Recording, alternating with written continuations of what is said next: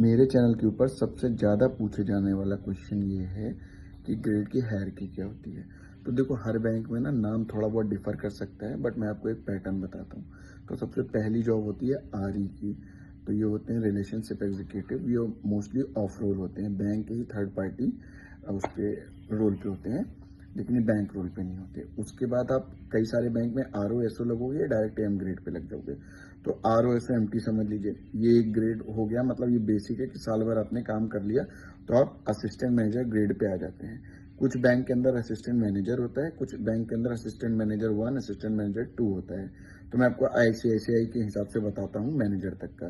तो आप अगर आईसीआईसीआई में जॉब पे लग रहे हो तो आर ओ एस ओ छोड़ दो, उसके बाद आप लगते हो AM1 यानी असिस्टेंट मैनेजर 1, असिस्टेंट मैनेजर 2। ये दो दो साल में आपका प्रमोशन होता है बाय डिफॉल्ट।